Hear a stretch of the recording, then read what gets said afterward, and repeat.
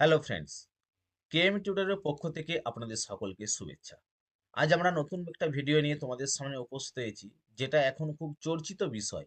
অর্থাৎ আমাদের এখানে একটা চর্চিত বিষয় একটা চলছে যে অ্যাসিস্ট্যান্ট প্রফেসর হওয়া যাবে নেট বা সেট পরীক্ষা ছাড়াই।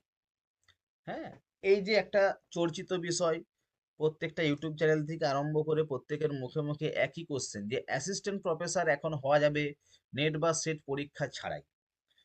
তো এটা কতটা সত্য এবং তার যে নতুন যে রেগুলেশন বা ড্রাফট এসেছে সেটা কি, সেটা আজকে তোমাদের সামনে আমি শেয়ার করব।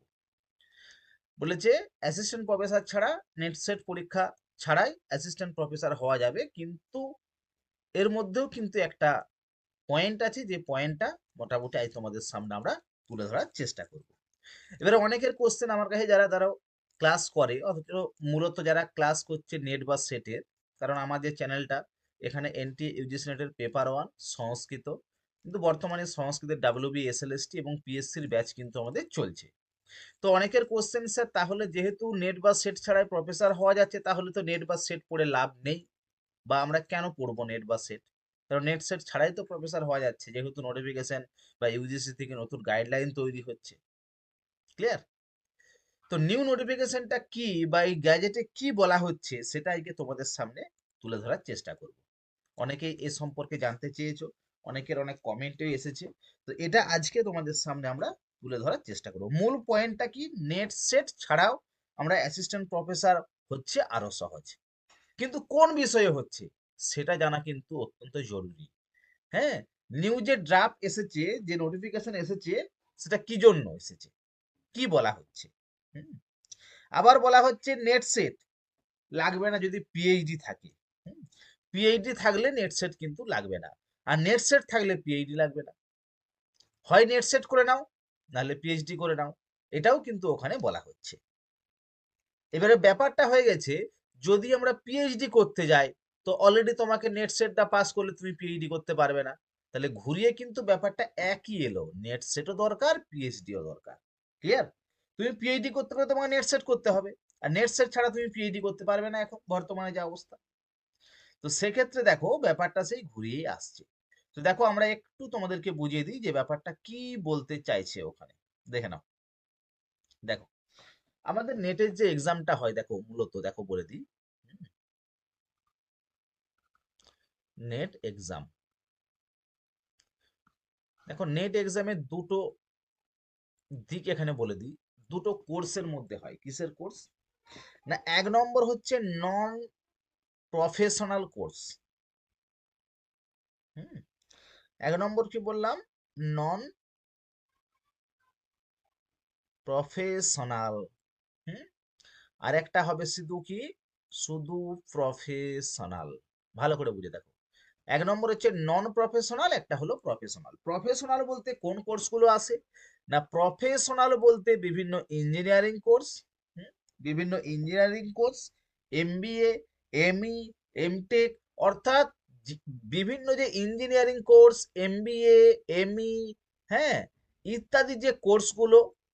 আর নন প্রফেশনাল কোর্সগুলো যেগুলো আমাদের সাবজেক্ট, অর্থাৎ যেখানে আমরা হিউম্যানিটিস, আর্টস, কলা বিভাগ, বাণিজ্যিক বিভাগ, এই টপিকগুলো যেগুলো আমরা পড়ছি, এগুলো হচ্ছে আমাদের সাবজেক্ট। তাহলে দেখো, এখানে দুটো দিক দেখা হচ্ছে। এক নম্বর কি বলা হচ্ছে, নন প্রফেশনালের দিক কোনগুলো, আর একটা হচ্ছে প্রফেশনালের দিক কোনগুলো। তো এইখানে বলা হচ্ছে নন প্রফেশনাল যেগুলো, তাদের ক্ষেত্রে কিন্তু নেট বা সেট লাগবে। নেট বা সেট বা পিএইচডি মাস্ট।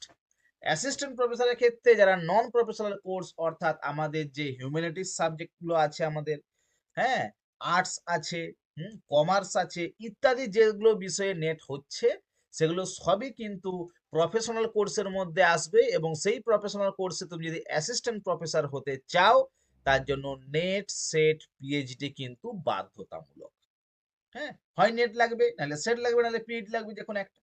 কিন্তু প্রফেশনাল যে কোর্সগুলো আছে, সেই প্রফেশনাল কোর্সের ক্ষেত্রে কিন্তু নেট বা সেট লাগছে না। নেট বা সেট বা পিএইচডি লাগছে না। অর্থাৎ এই যে জায়গাটা, নেট সেট পিএইচডি কাদের লাগছে না? যারা প্রফেশনাল কোর্সের মধ্যে আছে, বিভিন্ন ইঞ্জিনিয়ারিং কোর্সের মধ্যে আছে, এমবিএ করেছে, এমটেক করেছে, এমই করেছে, তাদের মাস্টার অফ ইঞ্জিনিয়ারিং যেটাকে বলছি, তাদের ক্ষেত্রে বলেছে যে এটা কিন্তু ম্যান্ডেটরি নয়। তাদের ক্ষেত্রে নেট সেট বা পিএইচডি না থাকলেও তারা অ্যাসিস্ট্যান্ট প্রফেসর হতে পারবে। এটাই ছিল মূল জিনিস। কিন্তু ব্যাপারটা হয়ে গেছে কি, প্রত্যেকের মুখে একই কথা, স্যার নেট সেট তো না পড়লেও এখন আমরা প্রফেসর হতে পারবো। তো সেটা কখনোই নয়। নেট সেট হলে প্রফেসর হতে পারবে কারা? না যারা ইঞ্জিনিয়ারিং কোর্সের মধ্যে আছে। আর আমরা যারা নন প্রফেশনাল কোর্স, ঠিক আছে, তাদের ক্ষেত্রে কিন্তু নেট বা সেট বা পিএইচডি একটা কিন্তু বাধ্যতামূলক। ক্লিয়ার? তো যাই হোক, আজকের ভিডিওটা জাস্ট এই পর্যন্তই ছিল। পরবর্তী ভিডিও তোমাদের আসতে চলেছে RP, Rajasthan public service commission থেকে নোটিফিকেশন একটা হয়েছে, সেখানে কিছু অ্যাসিস্ট্যান্ট প্রফেসর নিয়োগ করা হবে। তার উপরে পরের যে ভিডিও, এই চ্যানেলটাকে সাবস্ক্রাইব করে রাখো। তার উপরে জাস্ট সেখানে শুধুমাত্র মাস্টার্স অর্থাৎ পিজি, যারা পিজি করছে তারাও কিন্তু এক্সামটা দিতে পারবে এবং অ্যাসিস্ট্যান্ট প্রফেসর হওয়ার মতো সুযোগ পাবে সেই পয়েন্টে। ক্লিয়ার? তো পরের ভিডিওর জন্য একটু ওয়েট করো, কিছুক্ষণ পরে আমাদের সেকেন্ড যে ভিডিও সেটাও আসছে, সেটাকে দেখার জন্য অবশ্যই চ্যানেলটি যারা প্রথম, তারা অবশ্যই চ্যানেলটি সাবস্ক্রাইব করে রাখো। Thank you.